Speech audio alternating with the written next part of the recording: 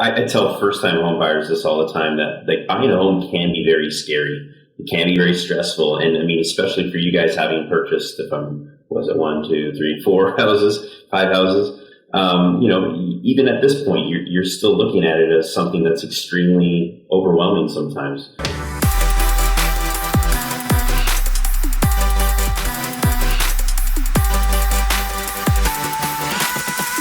Hey, what's up, everybody? Super excited to have another episode of the Seattle Living and Wealth Building podcast. Hope everybody's doing well. Got the usual suspects here, Justin Day, and Michael Dapper from the team. But most importantly, I want to introduce a couple special guests that we have today. So Ben and Ashley. We met. How many years ago did we meet, Ben and Ashley? Probably 5 years now. I think it's 6 or 7. It's been a while. When things are going so well and you're having such a good time flies, right? Absolutely. Thanks for having us. Yeah, no, it's great to have you guys. You guys have been through a lot lately, so thanks for joining us. Want to share everybody what you guys have been up to?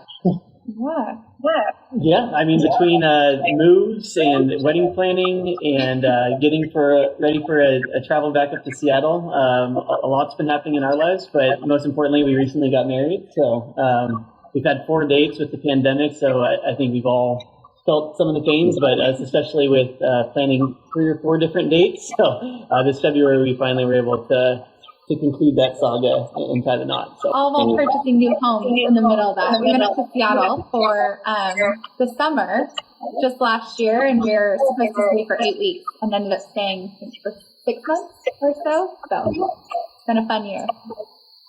Yeah, amazing. So I think what's really cool about your guys' story and your guys' journey is that it's lasted over 6-7 years, and right out of the gate, right, recent UW grads, you were ready and interested in buying real estate, right? So what kind of prompted you to do that so quickly in your early stage when most people are thinking about, I would say, a lot of other things than investing in real estate? Yeah, I can take this first one. Yeah. So, we were initially looking at rental. We're renting an apartment together, a little bit smaller of a space that we knew we were going to grow out of quick. And so we looked at what would make sense of within a more constrictive budget of growing through an asset versus paying a monthly rent. And so we knew early on that we were committed to each other, which helped kind of bundle our incomes together and to make a more robust purchasing decision. But we knew that from everything that we've heard and at that young age knew we wanted to pursue something in real estate. And so we knew the Seattle area was growing like crazy, and we felt it probably wouldn't be a terrible decision. Not too far removed from '08 at that time, but everything seemed to be going well in the economy. So we really mapped out what our expenses would look like and what that purchase might entail for us both, and being committed to each other and to being in the Seattle area for the foreseeable future. We decided to pull the trigger. Amazing. Yeah, that was back in, it feels like a long time ago, but it looks like you guys bought back in 2015, 2016 maybe. I think so. Yeah, it was December 2015, and then I think you closed in January. Okay. And it was definitely one of those things that I think we initially started looking with you as kind of just exploratory, right? And seeing what would a certain price point get us. And then the house that we did end up purchasing, I think right when we walked in, I was like, we need to get this house. It became a very emotional journey very quickly for us. But I think that's, to Ben's point, that's what kicked off those conversations. And then once we started looking and really started playing with the numbers, figured out it was possible for us to do. Fantastic. Yeah, that was a Magnolia townhome, brand new construction as well, Yeah, I think we got pretty lucky with that one. We were looking quite a bit with you, Maynard, at different condos, different areas, and then there was a new construction house, as you mentioned, with the builder, and they had some sort of falling out. They were looking to rent 3 or 4 of them and put them up on the market. And luckily, right place, right time. And I feel like that's part of the process, is continuing to look at places that reach the budget, but also being patient for the right one. So yeah, it was clearly a good one. It might have not even been on market. It Yeah, might have been I don't on think so. Zillow only, and we were trying to get to the bottom of what was going on here. And it was showing a picture of like an old house, yet there's this brand new townhome. So many factors involved in that one. And I don't know if you remember, Maynard, but I think the one we initially wanted to see had sold before we even got there. And so that's when we realized that there were 3 others. Those are the ones they wanted to rent. And so I think that's also taught us in our journey. Timing is everything, right? And being quick, especially in the Seattle housing market. I think with both of our Seattle houses, we got really lucky with timing. And oddly enough, our other Seattle home is similar in terms of new builds. It's another townhouse. But yeah, just being quick, I think for both really helped us to get the houses. Yeah, I got to share the price that this was sold for back then, so it's kind of going to blow people away. But like, looks like we got it for $483,000, a brand new construction, 3-bedroom, 2-bath, modern townhome that's in Magnolia. It was wild. 483,000, folks. no longer the case. Yeah, no longer the case. No. And it was in a really, so we were living in Ballard at the time, and neither one of us were very familiar with Magnolia. And so, you know, again, I have one of those memories of driving over to Magnolia, knowing it was kind of, both of us were working downtown at the time, so we didn't want to be too far from the city, but not knowing anything really about Magnolia. And that's, I think, the beauty of Seattle, too, is you have so many different neighborhoods to explore. But it was one of those things that, like, when we saw the price point, we were just blown away, and had also been looking at condos, but HOA was not something that we were really quite comfortable with at that point, or had, I think, the budget monthly to take on some of the HOAs that we were seeing. And so the townhouse for that price point with no HOA was very appealing. I love how astute that observation is, Ashley. Just simply the fact that, you know, you guys weren't familiar with an area. You lived in Ballard. You weren't familiar with an area, but you were open to the idea of exploring different things that you weren't aware of. And next thing you know, you end up with this place that probably blew your expectations out of the water, and the rest is history. I don't really know you guys at all, so I'd really like to know more about what your situation is right now, and kind of where you are right now, and where. How your entire real estate journey has kind of brought you to where you are right now.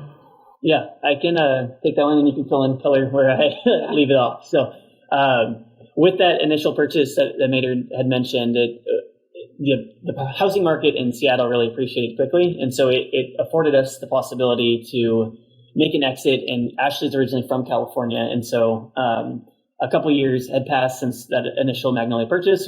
I had always wanted to live in California, went to University of Washington, CLU, born and raised in Seattle. And so we made the transition down to San Diego, and housing market down here is a little bit steeper than Seattle was at the time. But with the price appreciation in the Seattle area with our townhouse, we were able to get out of that market and then get back into San Diego, San Marcos, which was a North County area. And so we took our journey to the suburbs. We thought we wanted a bigger space, a yard, a little bit more, less urban area, and kind of quickly figured out that we like to be in the more of the hustle and bustle of what's going on. And so, but luckily, we made another good decision in a housing market that was growing, and so we're able to exit out of that market, and we moved up north into the Orange County area, which is where we currently are in Irvine. Which is closer to her family. We both work remote, so we have a lot of flexibility in where we could be, but we knew that we wanted to be in another area that's close to things, a mile from good restaurants and from athletic, the airport, and close to the beach, all that good stuff. Close to the beach. That's a big one. That is a big one. And so, again, through that journey of having real estate, we were able to get into a more local market in Irvine, which, again, every purchase we've made, we feel like we've made great decisions, and luckily had great partners along the way. But I guess to fast forward to the most recent transaction, which was Ashley alluded to, we've been in the Irvine area for 2 years now, and again, felt like we're making our salaries had increased. We got this when we were early in our careers. That we've transitioned through job opportunities, and we moved up to Seattle for the summer, and I love Seattle. I still love it as it's where our primary residence is now with the new townhouse. But we spent the summer up there. We reconnected with Maynard and really kicked off that process of, hey, we have this concept of we'd love to buy a second home and potentially Airbnb it out. And what might that look like? What are interest rates planning to do? What do you think? Are we at a peak of the market? What can we afford? What can we afford realistically? And so we had a great happy hour and really kind of got that reassurance and having a trusted advisor to pull that trigger. And so we moved pretty quickly, and we had a pretty stringent budget in place. And so it narrowed where we could look, but we knew that we wanted to get back in the market and try this concept of an Airbnb. So we bought the townhouse in Seattle, and now we're going back and forth depending on the season and Airbnb and the counterpart out. So it's been a cool journey and one that's been cash flow positive in both directions. So it's been fun. And just to add even a little bit more color, I think, like I alluded to, we went up to Seattle for what was supposed to be 8 weeks, and Ben had this lifelong dream of having a quote unquote summer home in Seattle, right? And so once we went up to Seattle for the summer, we were like, okay, we don't want to leave. So what options do we have? And is there a reality in which we actually kind of escalate or speed up that dream that Ben had, and we had to spend more time back in Seattle and potentially move back. And so that's kind of, again, what got us thinking more. And then obviously with the Airbnb opportunity and the remote work right now, a lot of people are, especially in Seattle, still living and working at home. And so we felt like it was a good opportunity to be back in a city that we love, and not have to, pay for both mortgages while we're not there. And we actually Airbnb'd our Irvine home when we were in Seattle and had a really positive experience to that. And so that's, again, what kicked off kind of that whole journey. And then one last point, and I'll let you conclude this question of what we felt that with through real estate, it does make it, Ashley mentioned, like a dream of having a house in both places.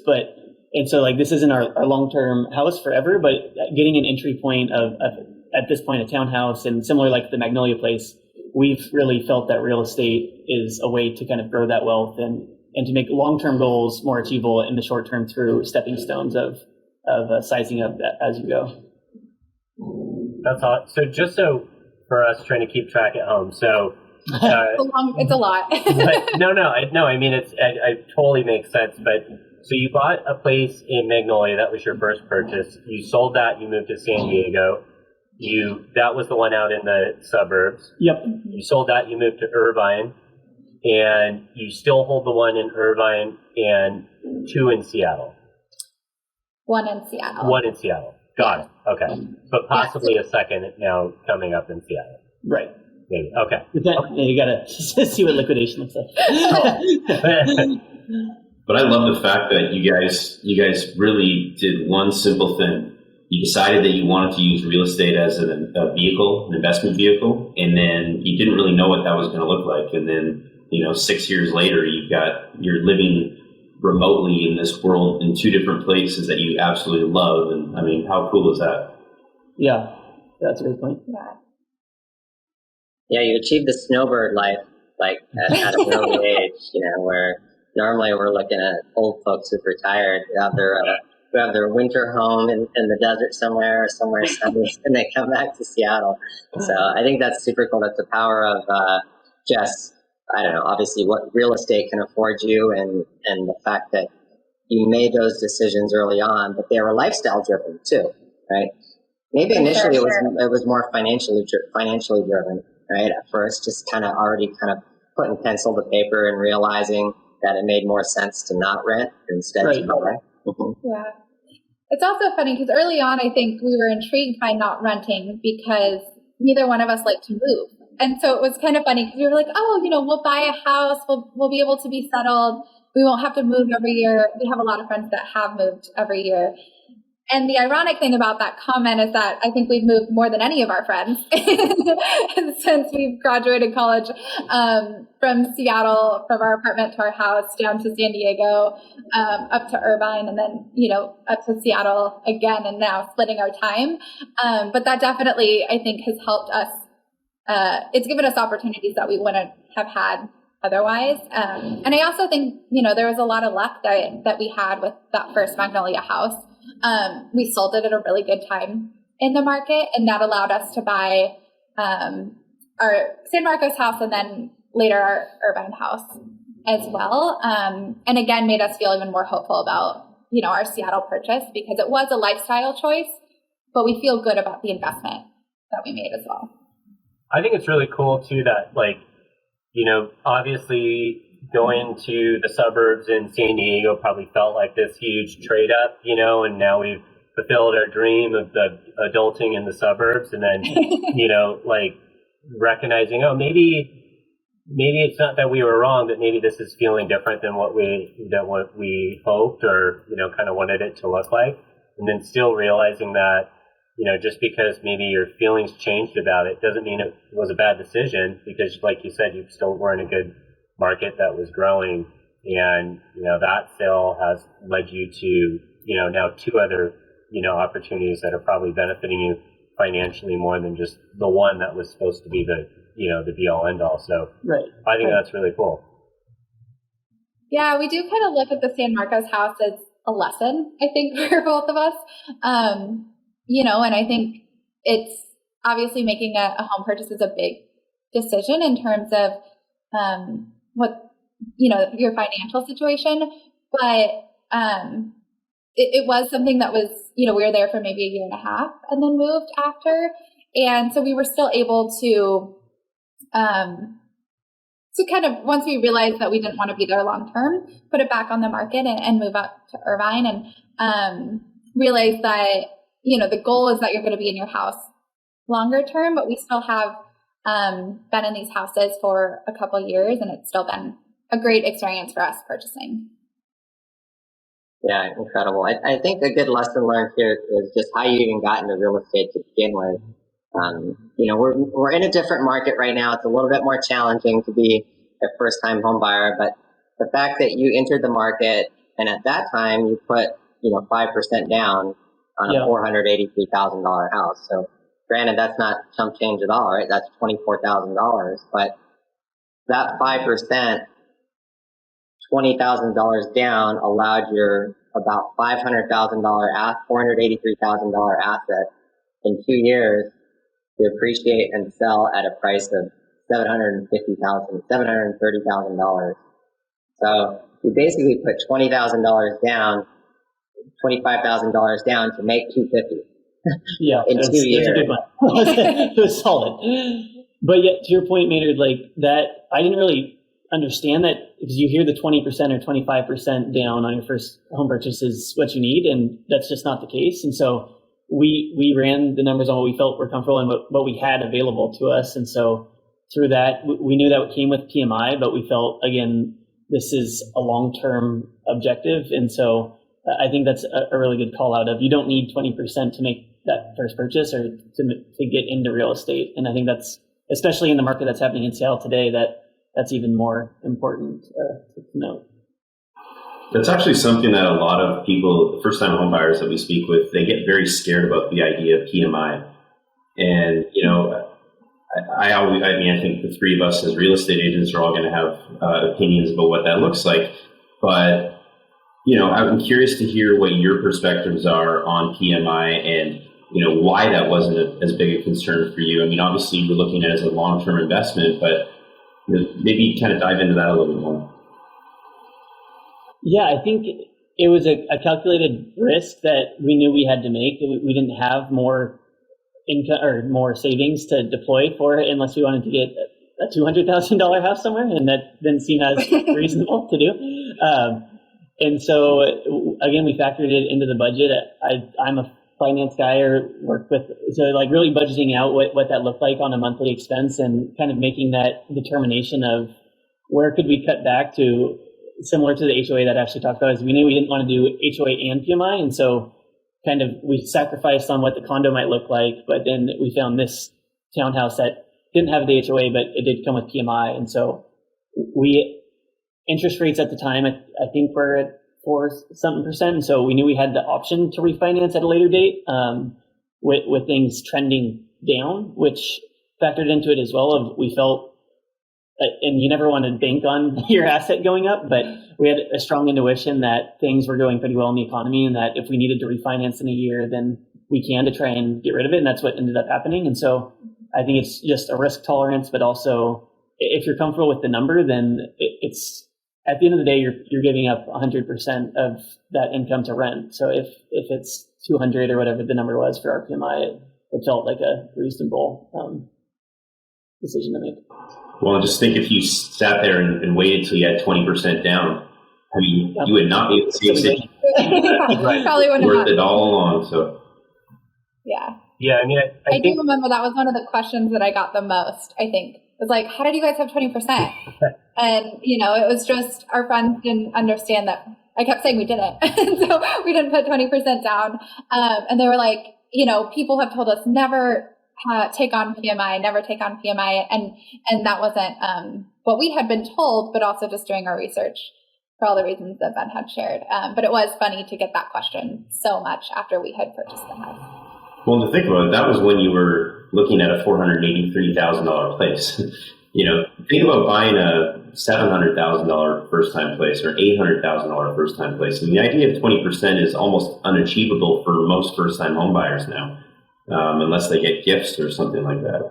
So I really think that, the idea of PMI is something that I think most first-time home buyers really should embrace and realize that, hey, I don't have to put all that much money down to be able to afford something, to get into the market, and to have the kind of journey that you guys have had. So. Yeah, I wouldn't want to assume for anyone to expect this to happen, but I mean, if we're at above 5% interest rates today, if you're getting in for that first home purchase, then if prices continue to go up and you refinance, it is a recalibration to get rid of that PMI. And so I think that's an important component to look into, is understanding that, at least I hope we don't go to like 8% interest rates. Who knows what'll happen? But if we're at a point of 5 and you refinance what you think will be either stagnant or a lower rate in a year or 2 year time frame, that's only 24 payments of a PMI. So yeah, I think that's a great point. Yeah. Rates are going to go up, to some ungodly number, and what already seemed like a really challenging, difficult market is now, can be kind of disheartening when people have been used to seeing, rates at 3%. But I think, we talk about this all the time as agents, that historically that is like incredibly low, and a rate at 5% in a market that's still growing like ours, or like Irvine, it still makes a lot of sense. And it makes a lot more sense to, take what you've got and invest now rather than wait till you don't have to make these monthly PMI payments. Because it might take, for a lot of people, it could take them a decade to save up that 20%.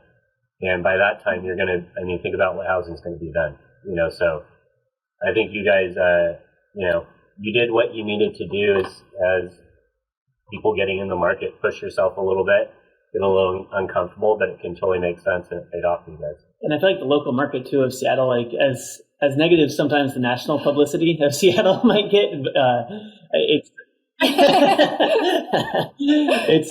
such a beautiful place, and like the economy there's so many fantastic companies that, in my opinion, it's not going anywhere anytime soon. So I don't see housing becoming more expansive in the area. It's constricted. So yeah, absolutely. So let's talk about, I think what's interesting is how you decided to get into this whole Airbnb world, and maybe some of the lessons that you've learned from that, and, passing some of those lessons along to people who are watching. Yeah, I'll take this one. Our head of Airbnb at Harrison House. Yes, I have become our property manager. I will say, first of all, it was definitely something that we went into with a little bit of reservation. I think, especially because, like I said, we started Airbnb-ing our home here in Irvine. It's also a new build. We had only been in it maybe a year, or not even a year at that point, maybe 6 months or 8 months. And so when we started thinking about going up to Seattle for the summer, we had known that we would need to rent out this house if we wanted to stay there longer. So put it on Airbnb just to see what kind of response we would get. And I think that same week, someone had requested to book for 60 days. And so we kind of took that as a sign, and we were like, okay, let's do this. Let's go to Seattle. Let's rent out the house. And it's been a really great experience for us. We've definitely learned some lessons along the way. Both of our properties, when we rent them out, the Airbnb experience is a little bit different. So with our Irvine property, it's long-term Airbnb. And so the city of Irvine requires a minimum 30-day rental, which was something we talked to Maynard a lot about through our home buying purchase for our Seattle property. We did not want to lock ourselves into another 30-day. So with the Airbnb in Seattle, we quickly put some things into place that were more logistical that would help us to manage. We got in touch with a phenomenal property manager actually in Seattle who helps us to make sure inventory at the house is good, restocks, paper towels, make sure there's a nice welcome basket for all of our guests, and really elevates that Airbnb experience for us, and also does all the cleanings in between bookings. What's his name? Yeah, Chase and I are best friends. I'm so appreciative of everything he does for us. And honestly, I say to Ben all the time, we would not be as successful with our Airbnb in Seattle, I think, if it wasn't for him. And that's been going really well. So, we have a keypad door and are able to send codes out to all of our guests that book, and have really kind of curated this cool experience, I think, for our guests. And that's been showing in our reviews, which is really lovely. We definitely learned some lessons, which is like, don't accept a same day booking. If they only have 1 or 2 reviews, be very mindful of who you're accepting. Not everyone, I think, treats Airbnb homes with the same love and respect that I think we all would when we travel. And so I think we went into the Airbnb hosting experience with that mindset, and are definitely a little bit more selective on who we accept now that we're 6 months in or so. And then same thing on the Irvine property is just being really intentional, especially with Irvine and having longer guests that are here for 30, 60, 90 days. We really have a relationship with them that's a little bit more personal, and I think that's helped the overall Airbnb experience. And then from like a cash flow perspective, it's been really fun to kind of work through and even start to develop what could a next iteration be of. We kind of went through this first Seattle purchase under the assumption that if we don't get 1 booking in an entire month, let's not be stressed out. And so with a continual booking rate, even in the winter months, we saw a pretty solid positive cash flow for the house. And so it kind of opens the door of what could be next, which has been a fun process. But again, it kind of took a leap of faith and understanding and really understanding your budget to be able to make the first step. And then from there, again, all about risk tolerance and what you think is going to happen. But it's been so far so good. Yeah. And especially going into the warmer months in Seattle, we've really seen our bookings. We've been pretty much booked solid from the top of March until the end of May, which is really, really exciting and definitely helps. We already were excited about the home purchase, but to be able to rent out the house when we're not there definitely helps financially. So from a cash flow perspective, we've been very excited about it so far. That's awesome, though, guys. I mean, to think about the fact that you're wanting to utilize the home in the summertime when it's obviously the most desirable, and then you can still generate revenue and income in Seattle when it's, obviously less than desirable around here over the wintertime. But that's fantastic. Yeah, and it's been interesting. So we put the house, I think, on Airbnb like mid-October, or maybe end of October, early November. And it was interesting because the holidays booked up immediately, both in terms of Thanksgiving, Christmas, and New Year, which, was another kind of interesting observation. We've seen the same in terms of holidays up until this point too. And so as we think about like those winter months in Seattle, that's not so much desirable, but yeah, how to price it on a weekday versus a weekend versus a holiday. We're obviously still fine-tuning that for what it means with our Seattle property. But it's all just lessons, right? And it's been positive so far, but we're continuing to learn kind of the trends in the market. That was another reason we wanted our Seattle property to be in such a downtown, or a location that was by a lot of restaurants and bars and had a lot going on. So we're in West Seattle right now, which is an area that we both really love. But then it's, for any of our guests, they're able to be close to a lot of things, which has helped. Yeah, that's incredible. I mean, that location that you landed on, and as part of the search too, I think we mainly focused on townhomes, right? Is that right? When we wanted to consider what you would Airbnb, or what we looked. Yeah.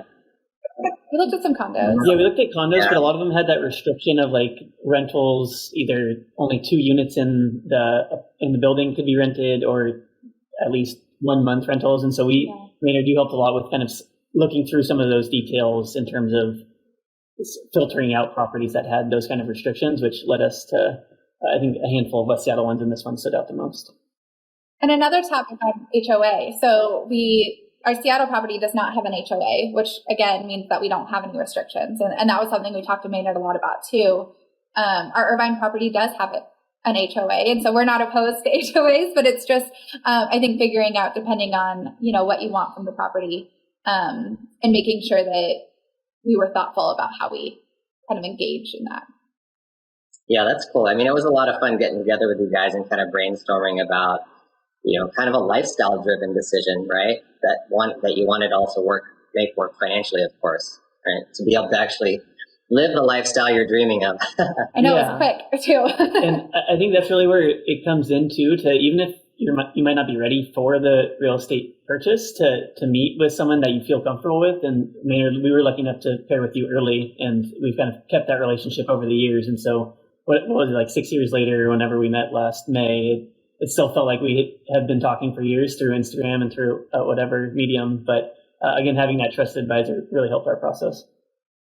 Yeah, that's pretty cool. I mean, it was fun to stay in touch with you guys, and I wish everybody was on social media for those reasons, right? Because when we left, we were connecting and just talking about various things socially. Every once in a while, we chat real estate. You guys even called me a couple times about your California purchases. We did. Yeah. So anyway, that's a lot of fun. It's what we love to do. So just appreciate this relationship and this friendship, and it's pretty cool to do what we do. On the townhome front, like when we think about townhomes is that they have rules called CC&Rs, some kind of limited set of rules. They're not necessarily a full-on homeowners association like you do in a condo building, but not all townhomes still allow short-term rentals. A lot of the ones that we're seeing for new construction these days require 30-day minimum rentals, just because of a little bit of the fear perhaps of that particular community getting tons of short-term rentals. So this was a really good opportunity when we saw one with like 0 restrictions that you guys jumped on right away.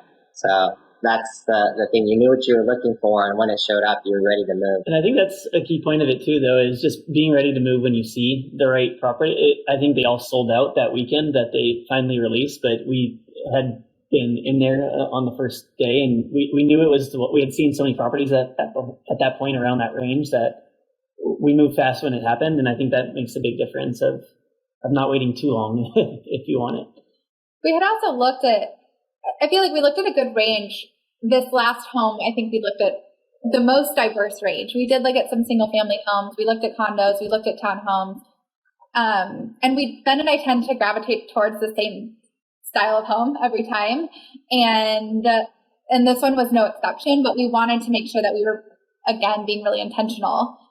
So that when we saw a home that we were both really excited about, that kind of checked all of our boxes, we were ready to go. This one also had parking, which was a big, in Seattle especially, for a townhouse, was something that really mattered to me. This one had parking, it had a great location, none of those rules. And it's a really cool, it's a cool setup, I think, inside. It's only like 980 square feet, but the actual layout of the house being 3 floors helps to create a little bit of space between the floors. So we had looked at another house that I think was around the same square footage, and I felt cramped inside. It felt teeny. We were like, could we even have anyone over here? This would be really, really tough to entertain. And so I think also, being in the houses and feeling how the home is, I don't know, has been a really important part of home purchase, because you know that you're making a good decision when you see the right one. Yeah. So when you think about like the criteria for your purchase, right? You chose location being huge. Because location. It's an old saying, but it's always true. right? So you know it's a desirable area for people to live and hang out. There's things to do. Easy access from the airport. I don't know if you're seeing things about the easy access from the airport making a difference for people. I mean, what kind of people are you getting in this? What kind of tenants are you getting? I'm curious as well. Yeah, it's been it's been an interesting mix. I think a lot of our guests actually have family in West Seattle, and they're either in-laws or family friends, and basically need a house nearby that they can be with their family. So I'd say we've had a lot of bookings like that. Funny enough, we just did have another booking last week, and her daughter lives in the same complex as us of the 9 townhomes, so that was very convenient for them. We're also seeing some work travelers and people who are like working remote and want to come to West Seattle. So we've had a good mix, but we've also, we've been a little bit more intentional, like I mentioned earlier, about declining some bookings. We're a little bit more selective on kids just because of kind of the layout of our home. I would say we've kind of curated almost like the ideal Airbnb guest at this point, but definitely older. Yeah. So we both work remotely, so we had to have a setup that worked for us when we were going to be there. And so I fought Ashley to get the standing desk put into the guest bedroom. Which is not my aesthetic at all. And so you did fight me on it pretty hard. But we got a comment the other day that was, I really appreciated the standing desk because we worked from home. So my vision came to life. Is what I'm hearing. Pin that at the top. Yeah, so exactly. So yeah, like the remote workers, to say that we have really strong Wi-Fi and we have 2 desks fully set up for remote workers has been a big plus. Well, I love how you have thought too, just about the profile of the particular client that you're looking to attract and the way you designed it, and then also looking to decline those who don't fit that and being okay with it, right? Versus just kind of getting any guest in there, because it's still your asset. And at the end of the day, you need to protect that asset. And, from people who might just put a little extra wear and tear on it, or, unintended, insurance claims when somebody slips and falls.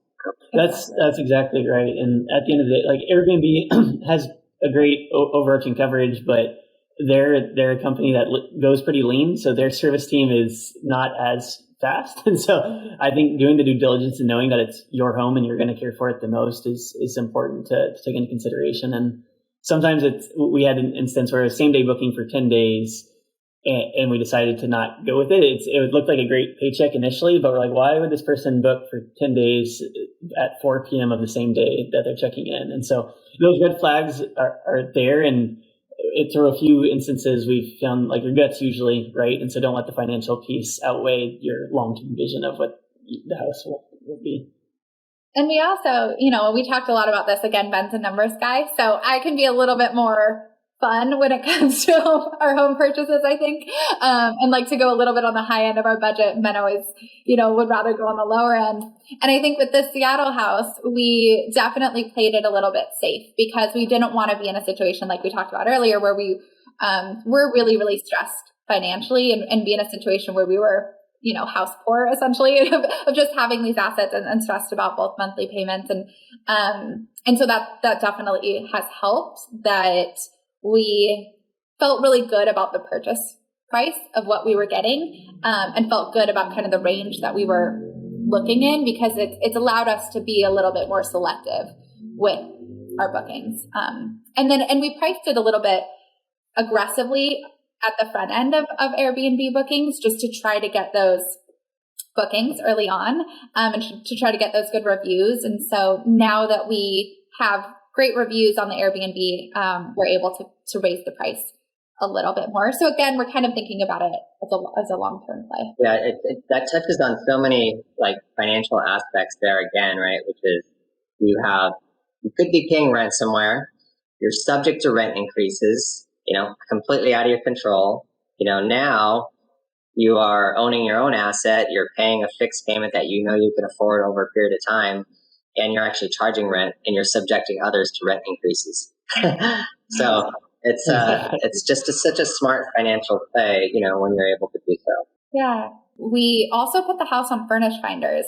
And I don't know how familiar you guys are with Furnish Finders. It's essentially a platform for traveling nurses. And obviously travel nursing has really increased in popularity during the pandemic. And so specifically for our Irvine house, because it is for longer term rentals, we've seen a huge spike in requests for travel nursing. And so that's also been kind of an interesting avenue for us to explore, because Airbnb, they do take out a pretty hefty fee of their own. And so when you look at what your guests are paying versus what you're getting, it hurts just a little bit.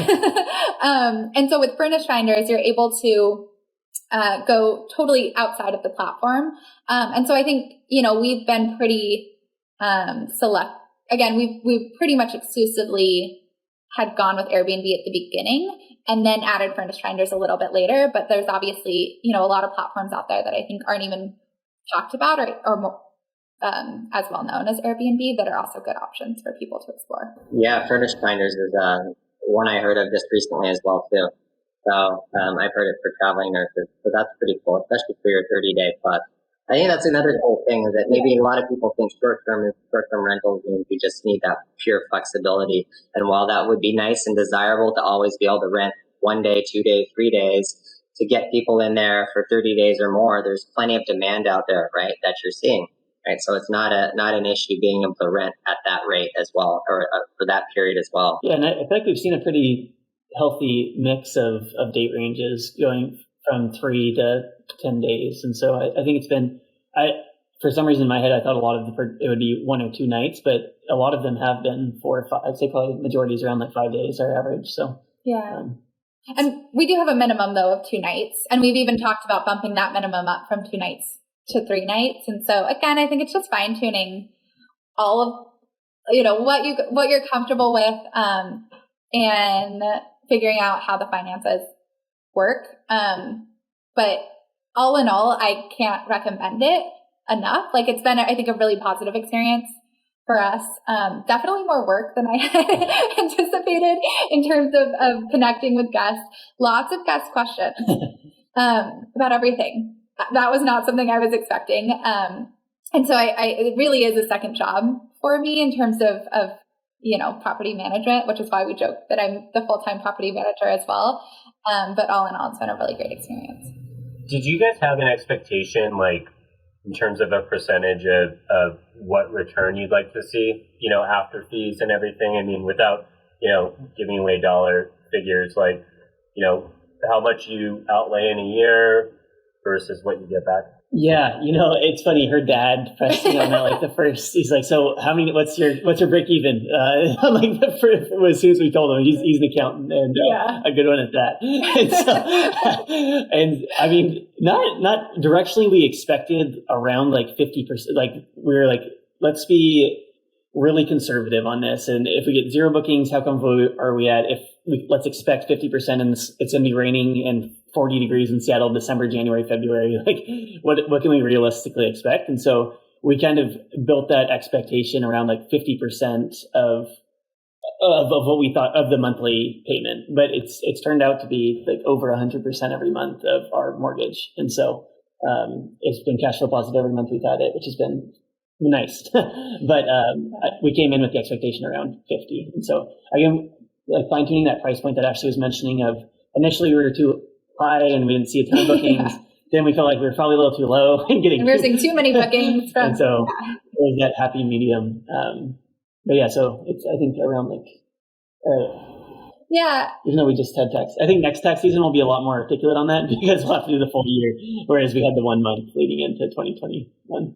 But I do think, on that point, it's easy to be like, okay, here's our mortgage. How do we cover our mortgage? But there are a lot of expenses outside of the mortgage, right, to managing an Airbnb. And so we also try to think about it from that lens as well, like just in terms of stocking the house with all the essentials I talked about. Like, obviously the cleaning fee gets passed on to guests, but there's just wear and tear on the house. Like we had to throw some pillows out, we had to replace sheets and just things like that too that go into monthly expenses. And so I think we've also been intentional about like, what is our total cost outside of just the mortgage. But that being said, again, we did play it a little bit safer on our mortgage, knowing that if we didn't get the number of bookings that we wanted, we wouldn't be stressed. So we had a number in our head of what we wanted to hit every month. So I think maybe next time we come on, we can talk on our Q2 roadmap is something more like financially articulate with like the Airbnb income and maybe setting up a different account that all money goes into and all expenses go out of, and just being more intentional. So it's easy to just buy something on Amazon, have to ship to the house, put it on, but being really intentional about that accounting, I think is probably something that would help us in the future. So I would be happy to. It sounds like yeah. I think that's what you're bringing up to is the interesting, I guess, perspective or take. If you're looking at this more from an investment standpoint, the rental and the cash flow, and making sure that your second mortgage that you're adding to your whole level of household expenses isn't too much. Well, you might make a different decision on your first home, right? Because you're basically replacing what you'd be paying for rent into your mortgage. Right. A second investment property or third investment property or fourth investment property, you're adding to your expense. You just got to make sure that the cost, it's a choice that you're adding as opposed to, I need somewhere to live or I need to buy a house. Right. Okay? It's a different thought process.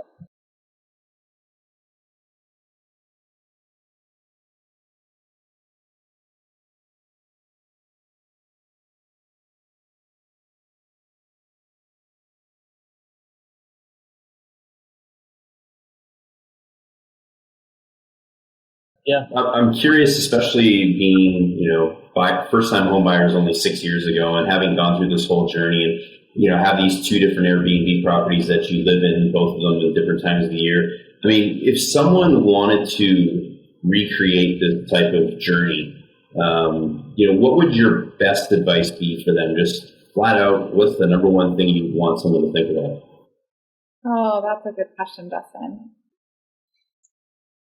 I think our advice is going to be different because Ben is definitely the numbers guy, as you can tell. I'm a little bit more. You go first. I'm a little bit more, I think, adventurous, interestingly enough, when it comes to our home purchasing decisions. I would say it's a little bit of an art and not a science, and you can't overthink everything. Because I think that if we had, we definitely, we're thoughtful and intentional and planned for both of our purchases. But I also think that there's a point where you kind of just got to go for it. Like you figure out what you're comfortable with. You do crunch the numbers, but then you kind of just commit. And like, there's this moment of like needing to leap, I think, at a certain point. And we definitely felt that, I think, with our last property. And so I think my advice would be plan, think through it, but it's a little bit of an emotional game as well. So blend of an art and a science. Trust your gut. Yeah, I think that's pretty accurate. Maybe same, what's the saying? Same animal, different beast. But I think similarly, like look for opportunity, but don't be afraid to dream or to think positively of like this, what's going to happen in this area or what's going to happen in my life the next couple of years to make this easier, better, or what could transpire and where you want to be. But also look for opportunity. I mean, like the West Seattle Bridge was closed for the last year. And so we knew that prices seemed to be a little less competitive over there. And so we explored the area, we sought it out, and we feel like that area is going to be probably worth more in the next couple of years than maybe what Magnolia currently is in the next 2 years. I don't know. It's like, it's looking for opportunity, but also if you have a budget or a ceiling, then be optimistic about the area and what's going to transpire. And so I think, yeah, that might be my starting point. Yeah, and I think all your decisions too, they were long-term based, right? You didn't necessarily know you were going to go from here and then move down to San Diego, then move up to Irvine, right? Yeah. Every single time you went into that investment and made that big decision, you were thinking there was a long-term benefit to it. Absolutely. Yeah, and I think that's, we've always planned long-term, and I don't think we've been at a house for longer than 2 years at this point, but our thinking is always long term. And I think life happens, and purchasing real estate, I will say, it's scary every time. Like even our first purchase, even to our last one, I always say to Ben, I'm like, I know what to expect, but I still kind of don't know what we're doing, and even after 4 home purchases, it's scary, right? It's a big number. You're taking on, a monthly payment. What if we both get fired? Yeah, like a million things could happen. We're also in this phase of our life where we kind of have zero responsibilities outside of work. Like we don't have animals, we don't have kids. We are just able to kind of do what we want, but who knows how long that's going to last either, So I think it's just like you think and plan for the long term, but life happens and you go with it. And it's been fine for us every time. So. Yeah, and I think you make a good point though of why, again, Justin, it was awesome. You jumped right in when Maynard couldn't make that final call when we were signing documents. And so to have a great team, and when you get sent those DocuSigns of like a million pages of like, I'm not really sure what this is saying, but you trust who you're working with, and like you be as intentional as you can of reading some of the jargon. But I think it really does. I mean, that's why real estate agents are in the business of being that middleman between the two purchasing parties. And so I think having a good partner definitely helped assuage some of and it's funny you say that because, I tell first-time home buyers this all the time that buying a home can be very scary. It can be very stressful. And I mean, especially for you guys having purchased, if I'm, 1, 2, 3, 4 houses, 5 houses, even at this point, you're still looking at it as something that's extremely overwhelming sometimes. But at the end of the day, I mean, that's part of the reason why you work with really great people such as, the Wagner Real Estate Group, because we're able to kind of take a lot of those stresses away and hopefully, make this a simple journey for you, a lot more simple than it would be otherwise. 100%. And also, again, to Ben's point and to your point, working with people you trust, because it's a lot of documents. It's a lot of jargon. It's a lot. For 30 days or longer, I think our Irvine escrow was closer to like 45 or maybe even 60. And so, it's a lot of paperwork. And so having a team that you're able to call or text, like I think during both of our Seattle purchases, we're constantly texting Maynard, like, what does this, what's the status of this? Who needs what? And I think having a team that you trust, and that's why we were lucky enough to work with Maynard and your team early on, because I think having that relationship has been crucial to our success. And when we were thinking about our second, or our last Seattle home purchase, like running through our options with someone who knows the market, who knows the industry is incredible, because you guys are experts for a reason. Like you live and breathe this day in and day out. So yeah, I think just the team, your real estate. Well, and to clarify, I mean, Maynard and I have both recently gone through the process of purchasing a property in a different state. And so you guys have done this multiple times in different states, so we feel your pain. I mean, even for us being experts in our market doesn't mean we know what the heck's happening elsewhere. So, the importance is I think, relevant everywhere for sure. Yeah, that's a good point. It can be stressful no matter how many of these you've done, So as many as how many I assist clients do, hundreds, like going through my own, it always feels different. I think Justin said 1, 2, 3, 4, 5. I heard him say 5. So what's your next purchase? What's your next plan to meet that 5 that you've already I keep going out to Ash.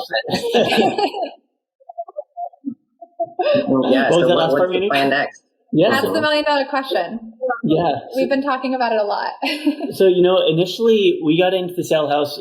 I knew that I wanted to eventually get back into Seattle. And so my thing was like a rising tide raises all ships. And so if the Seattle market continues to explode, then at least we have a property that it will go up in price and maybe we can make that jump to the bigger house that we'll want down the road. Or if things go negative, probably all houses are going to go negative and we'll be in a similar situation. And so with the positive trajectory that's happened and like the positive cash flow from the Airbnb, we're looking at additional areas or even potentially, I love the Seattle area, and it seems like there's more inventory on the market today than there has been in at least the summer of last month or last year. But then we've also talked about the concept of like, what would a different state purchase look like, and maybe looking at insights of like population growth in certain areas to try and find a more lucrative return. But I think with that, you get a lot more fear of, I don't know, the Little Rock, Arkansas marketplace, like, can you really try to guess the next big place? And so I think it comes to, but yeah, I think all to say that we're looking at additional real estate vehicles or options that might do a similar pattern that we just did with this Airbnb in Seattle. Yeah, it's definitely been the most rewarding experience for us. I think we found out early on, very fortunately, that we enjoy real estate. Like, we have really loved the process of buying and selling all of our homes and now having this Airbnb. And so, I think even just right after we got married in February, we were like, okay, what's next? Like where else? We've seen it work in Seattle and in Irvine. And I think that there's a lot of opportunity for us. Now we have Chase in Seattle, so in West Seattle. So I keep pushing for, potentially another Seattle property. But it all again depends on how the numbers crunch and what happens with the market. But definitely has opened up some doors for us to think about other real estate opportunities. Yeah, and I was curious, Maynard, from your perspective, are you, or Justin or Michael, are you getting a lot of questions from your clients in terms of like what's happening in the world right now in terms of crazy inflation and Russia invasion in Ukraine, and like there's so many things going on right now that a huge home purchase of like $600,000 to $1 million+ dollars. How are people feeling about that today? Yeah, great question. I mean, I think a lot of people are still feeling pretty good about it, even despite what's going on because of the uncertainty. I think most of the people who realize are still moving forward, despite an increase in interest rates, is that over time, real estate is such a safe asset to invest in. The economy nationwide will go through a recession. There's nothing economically that's happening right now that indicates we're looking into, potential a housing crash, right? If anything, we might go through a little bit of an economic recession. But through most recessions, housing has always stayed steady. So I think right now what's happening is we just still do not have enough inventory to meet the demand. It's increasing a little bit, but not enough.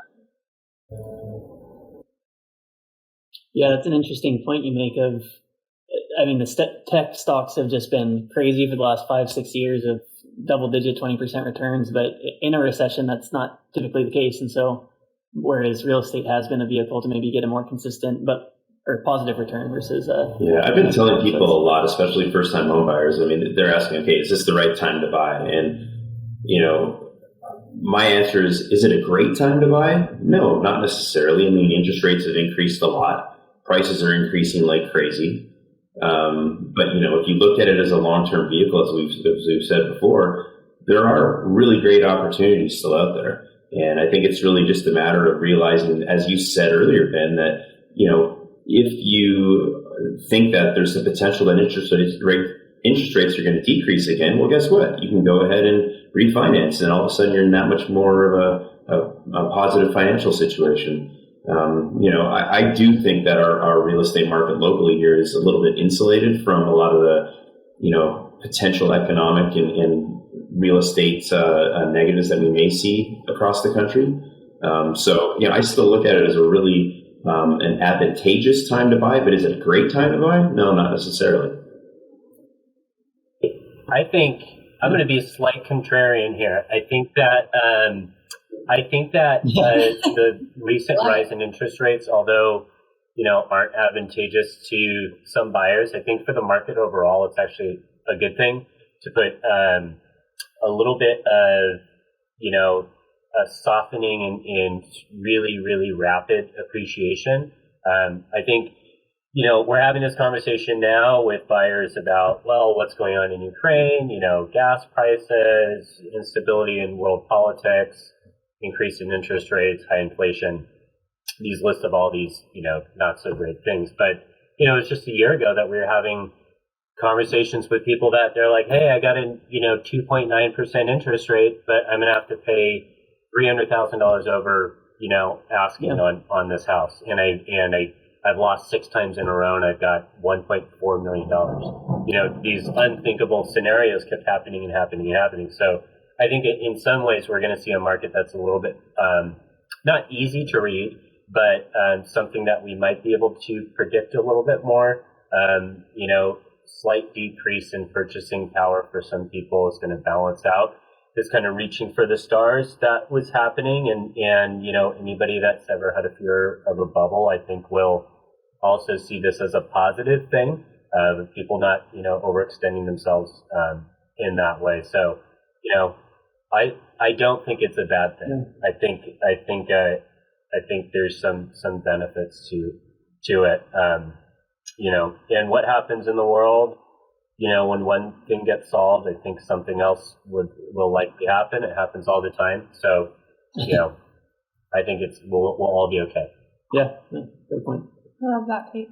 And even before that, there was the pandemic, right? That everyone was talking about, should you be buying a home or selling a home at the height of the pandemic? I know more than one person who has said, shoot, I wish I would have bought. It was right there. I was almost going to buy, and then I got scared. So, I think, again, most people, over the long term, as long as you're not trying to be speculative and you try to time the market, just like trying to time that stock when it's going to be at its lowest point, is very difficult to do, So thinking about real estate is just fundamentally sound over the long term. You'll always be in great shape. So. Well, we could have kept talking forever. This has been a lot of fun. Yeah. I think so. Well, looking forward to having you guys up here. We'll have to continue this conversation over beers and the Mariners game. Yeah, let's do it. Absolutely. I know. We're excited to be back in the pandemic. Michael and I need to get an invite as well. What's that? Absolutely.